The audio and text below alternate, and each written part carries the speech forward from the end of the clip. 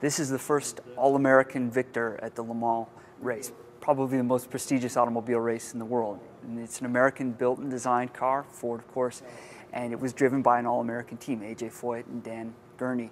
And it's the equivalent, roughly, of the Moon program, but Ford's own Moon program, if you will. Early in the decade, Henry Ford II decides he's going to beat Ferrari out on the track. So he says, I don't care what it costs, just get it done. And the next several years, the company just goes to designing these cars. The GT40 comes out of that. The Mark IV of the GT40 series is the car that gets it done in 1967.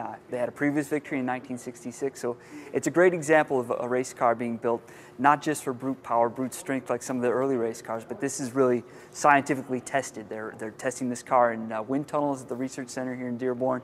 They're testing the engines, putting them on units with dynamometers so they can tell the power and the speed.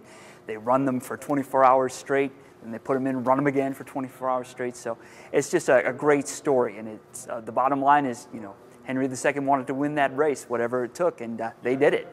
Well, I would rank it up there as maybe the top two of Dad's wins, Formula One being, in the Eagle being one, and Le Mans being the other. American pride, it must have been, huge, beating Ferrari, Gurney in the car, Foyt in the car. That's a pretty big deal. And Ford, obviously. I don't see anything bigger than that. Well, we sent this car over to Goodwood last year in England to be a part of both the Festival of Speed at the end of June, beginning of July, and then to be in the Revival in September.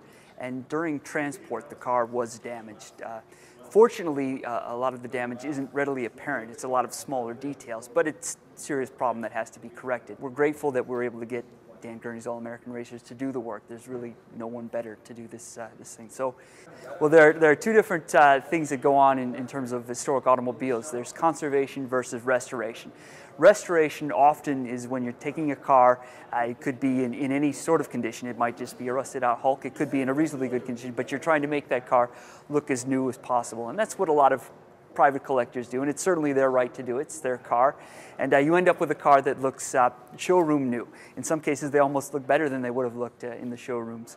But what we do at the museum is conservation. We're not restoring it, we're conserving it, which is to say preserving what's already there. We're not going to replace parts unless we absolutely have to. We want to keep original fabric there. A car is only original once, and we try to keep it original like that indefinitely. There was some talk about the engine not being the original engine, but I'll tell you right now that it is the original engine because you can recognize safety wire styling and stuff like that, and nobody touched that engine or took it anywhere. It's right here for history. Well, at the Henry Ford, we pride ourselves on exhibiting authenticity. We have authentic artifacts. These are the real things. And this car is as real as it gets. Nothing's been touched. The engine's never been pulled. It's never been cleaned to any serious extent.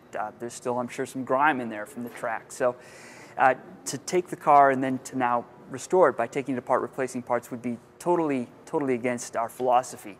So we want this car returned to the condition that it was in before the damage, and not return to a brand new condition. So that authenticity is a part of what makes this car so special. We spend a lot of time talking about the criteria for making the repairs, what we want done, who should do it, and really two things were important to us. One, that it was someone who understood the architecture of race cars, understood how they're built, how they're made, because they're not anything like typical automobiles.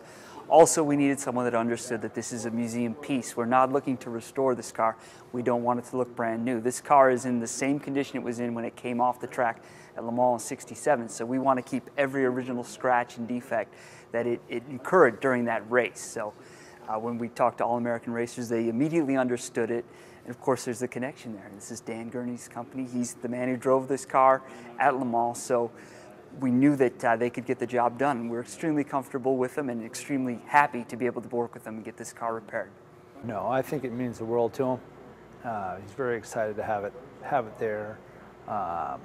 Only entrusts certain people to touch it or go near it. I don't believe it's ever been in the building or near it, so it's a big deal. I can't picture any other hands touching this car than the All-American race team.